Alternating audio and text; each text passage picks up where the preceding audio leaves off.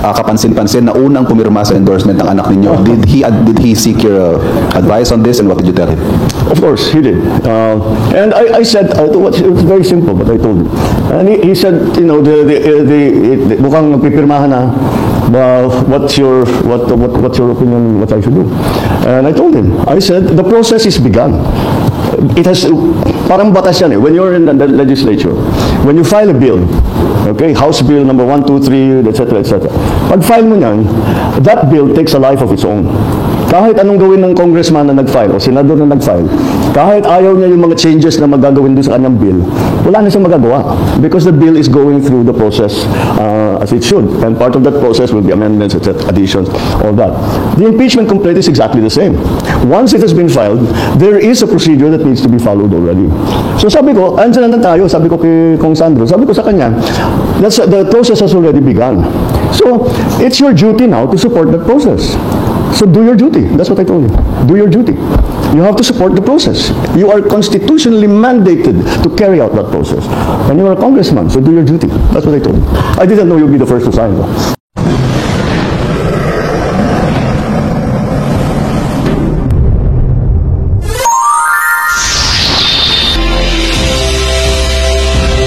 Thank you, Mr. President. First question, Ivan Marina, GMA7. Good afternoon, Mr. President. Good afternoon.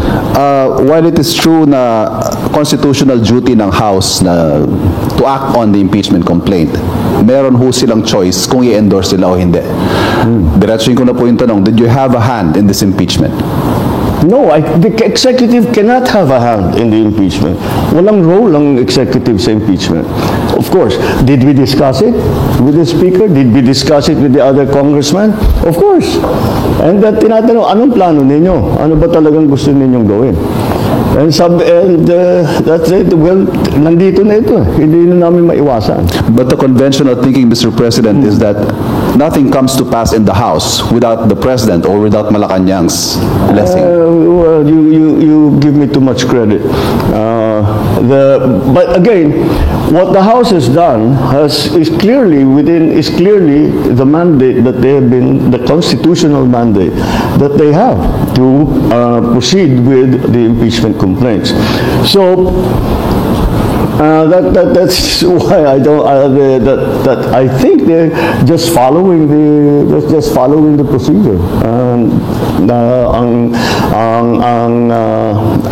Punot dulo nito na-transmit nila ang impeachment complaints sa upper house. One last point from my end, Mr. President.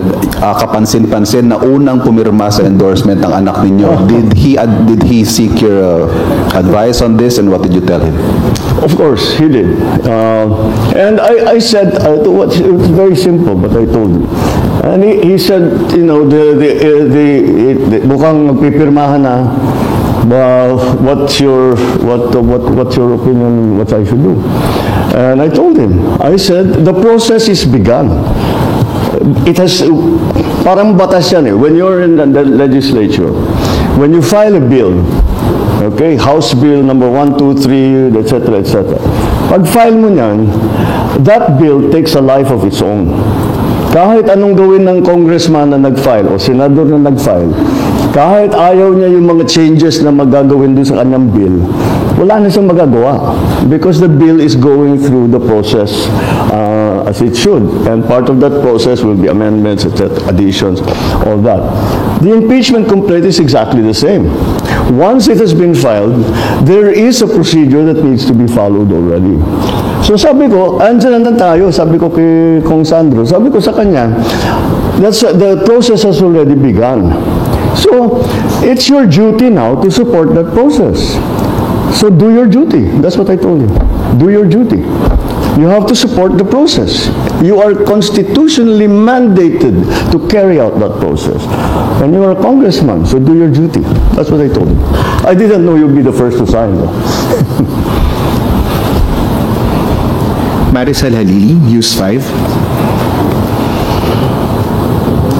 Sir, magandang hapon po. Yes. Sir, you were very vocal before na ayaw niyo po ng impeachment because it's not the right time. But now na it's there already, paano niyo po ito nakikita na makakaapekto, especially dun sa mga ongoing priorities? Well, it depends on how the Senate chooses to handle it. Hindi pa maliwanag kung ano yung plano ni Senate President at saka yung ating mga senador. Kung paano nila gagawin, if they will immediately convene, if they will still study the rules, if they are going to wait until the next session.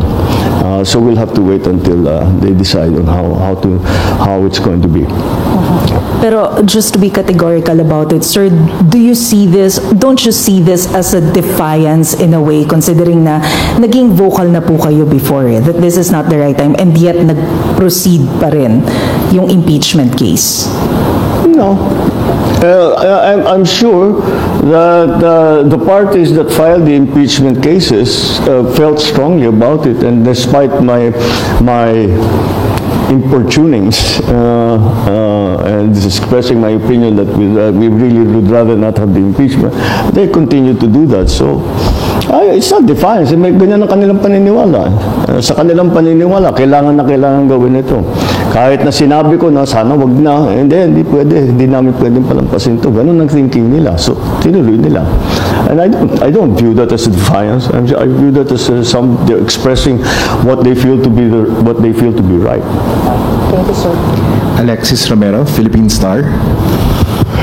Good afternoon, Mr. President. No? Let me just go back to one of our interviews during one of your previous US visits sa Honolulu, Hawaii, when asked about the looming impeachment supposedly that time, no, against Vice President Sara Duterte, no. When asked, no, you told reporters, you told us, binabantayan namin ng mabuti, this was in Honolulu, Mr. President, binabantayan namin ng mabuti because we don't want her to be impeached. She does not deserve to be impeached, so we will make sure that this is something we will pay very close attention to. So that time, apparently, you do not want her impeached. Given these recent developments, do you hold that stance still, or your position has changed? It doesn't matter what I think. It will have to go to the procedure. It will go to trial, and we will have senator judges, and they will hear the case. The prosecutors will come from the House. There will be a defense panel, and it will be a trial. It doesn't matter what I think at this point. That was my opinion. That's my opinion when I was asked that. None of this had happened yet. But I have to keep reminding you, the executive wala kaming formal role in the entire impeachment process. The executive has no formal role. If ever there's an informal role, makausap ko yung TV speaker, makausap ko yung congressman, makausap ko yung senador, si SP, makausap ko. But that's about it. But they will decide how they will proceed. I don't think you can expect the congressman or the senator or the SP or the speaker to come to me. What do you want us to do? They know what they have their own way of doing things, and that's what they will implement. So siguro the most that the president can do, or any part of the department of the executive can do, is moral suasion. Wag na lang sana. Wala, that didn't work.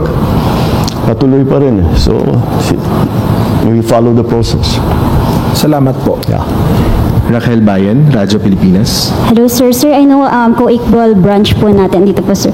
I know co-equal branch po natin, sir, yung Senate. But are you planning, sir, to personally ask the Senate kung paano po nila i-handle yung impeachment para po tayo sa executive makapag-address? Issue ng Kung paano po nila i-handle once na ma-transmit na po sa kanila yung impeachment para lang po tayo sa executive, malaman rin po natin kung paano yung gagawin nating adjustment doon sa possible effect po sa bansa nito. doon sa Possible effect po ng impeachment sa bansa. It's not up, again, you should ask, now at least at this point it's in the Senate. You have to ask that from the Senate. If you're going to ask about the prosecution's case, I don't know if you'll get an answer right now because we've only just started, but they're the ones that you should be asking. From this point on, I'm just a very interested observer. But again, I don't appear, I will not be part of it. There will be no representation from the executive. Why should there be? So, wala talagang, we leave it to Congress, now specifically the Senate, to exercise their own wisdom. Eden Santos, Net 25. Mr. President, sabi niyo po ang impeachment ay hindi makapagdudulot ng kabutihan sa buhay ng kahit isang Pilipino. Nung nag-ask po ng advice sa inyo si Congressman Sandro Marcos, as a father and as a father of this nation, hindi niyo po ba naisip, na-advisean siya na gawin kanyang duty para sa kapakanan at interest ng mas nakararaming mga Pilipino at yung kung ano po yung standing nyo na sana ay wag matuloy yung impeachment. The House is a collegial body. They decide as one. And that was what the House decided. He is a member of the House of Representatives.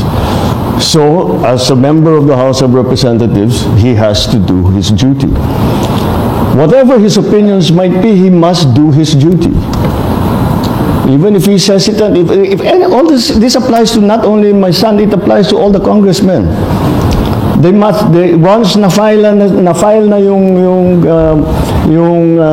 impeachment complaint, gawin nyo na yung trabaho ninyo. Wala na silang choice. Yun ang tinutukoy ko, yung una kong statement tungkol dito. The Senate has no choice, the House has no choice. That's exactly what the situation is once the second that the complaint were filed. Ang government po ba ay ready kung ano man po yung maging effect implication nung sakaling matuloy po yung impeachment trial sa Senado? If in case po na may effect kasi magtatrabaho po sila, baka maapektuhan yung kanila. Antayin natin kung ano yung gagawin nila. Because I don't know. Hindi pala, wala tayong timetable, wala tayong paano yung pag-conduct, what are the rules that will be followed, etc. Antayin natin. It is up to them how they decide to have their trial. When they have their trial, what are the rules for the trial, how they will conduct it, etc., etc. So, who will be the presiding judge? If we have a senator judge, who will be the presiding? All of that. Last na lang po, wala po bang plano ang ating Pangulo na pakiusapan po sila? Kayo po, wala po ba kayong plano bilang Pangulo ng ating bansa para pakiusapan mo sila na wag nang ituloy yung impeachment dahil baka makaabala nga naman po sa trabaho ng ating gobyerno at syempre sa buhay at pamumuhay ng ating mga kababayan? The Senate has no choice. The House has no choice. They have to do this now. Once the impeachment complaint was filed, tumakbo na ang proseso.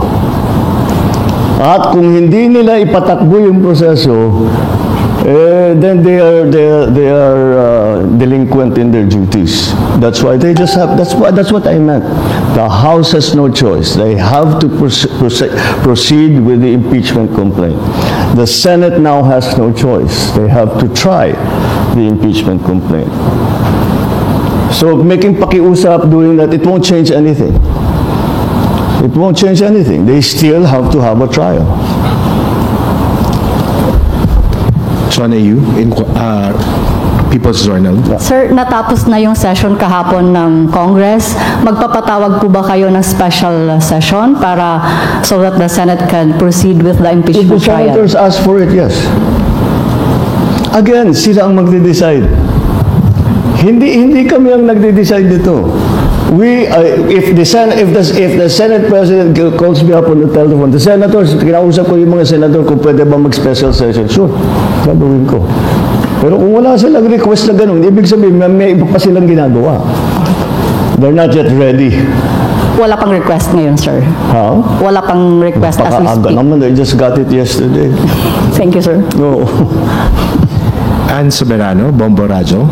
Sir, good afternoon. Just want to get your thoughts lang, sir. May kumakalat kasing mga issue din na may mga kapalit na ayuda po. Yung mga pumirma pong mga congressman sa impeachment ay binigyan po daw ng ayuda. Your thoughts on this? Baka sakali, sir, na diversionary tactics or they wanted to undermine yung credibility po ng House? They're undermining the process by saying that all this, that. Yeah, I've heard also the assertion that may ganon. I don't think so. Overwhelming ang boto ang pumirma. At yung sa ano ba yung pumirma 215. Ang pagkaintindi ko that meron pang mga congressman na gusto sanang pumirma pero out of town. So hindi sila makapunta para pumirma. In fact, nagtatanong ang iba kung pwede e-signature. Mukhang hindi pwede kasi kailangan ka sa harap ng section at saka isusumpa at saka naka-notarize. So, but I don't think that kind of two-thirds of the Senate, 306 sila, they got 215. So just a little bit over two-thirds, hindi mo makukuha sa ganung klaseng sistema yan. I know. I've been in Congress. I don't think that way of operating would have worked. Certainly not to the extent that you get 215 signatures. Ana Badjo, GMA News Online. Good afternoon, sir. Sir, may we just get your thoughts on the statement of Representative Paulo Duterte that the impeachment was just an abuse of power and political persecution? What else would he say? Ano nga naman sabihin niya, tama lahat yan. Dapat talaga siya. It's nothing surprising. We've heard these statements from Congressman Pulong before. I just see his reaction to that he's by Pulong Duterte about Sara Duterte. So, not exactly surprising. Okay? Thank you, sir. Sir, we have Richmond Quevedo from Tribune. Sir, may I ask you, do you agree that somehow your opinions or statements has influenced certain members of Congress? Like somehow, sir, parang reverse psychology, like sending a kind of signal? Well, it did because none of, like I said, wala naman sa yung sasabi kong kaalyado namin sa House ang nag-file ng impeachment. Kasi yan ang pakiusap ko sa kanila, huwag na kayo mag-file ng impeachment. So hindi sila nag-file ng impeachment. Ang nag-file ng impeachment, ibang grupo. Hindi mo masasabi yung grupo yung kaalyado ko. So they just did what they felt was needed to be done. Thank you, sir. Thank you. Sir, Heidi Sampang, DZAS. Good afternoon, Mr. President. I know naging start pa lang naman po ito, pero gaano po kaya tayo kahanda sa economic impact po ng impeachment trial at posible po kasi itong makaslow down sa ating pong momentum? I doubt it very much. Hindi naman siguro.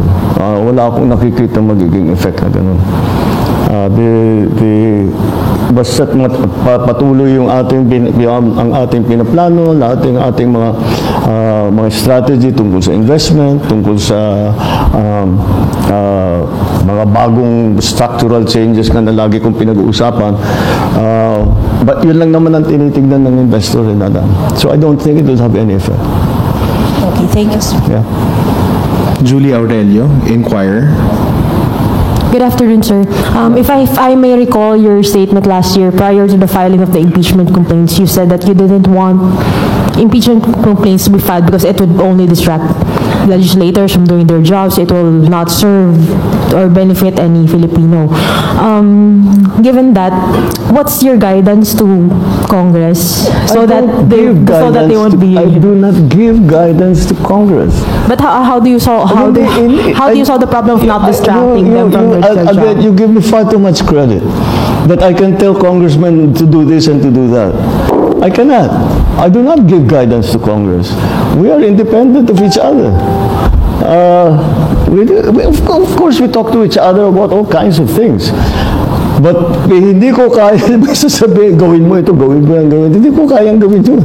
And so I don't even attempt to do that. So let's be very clear there.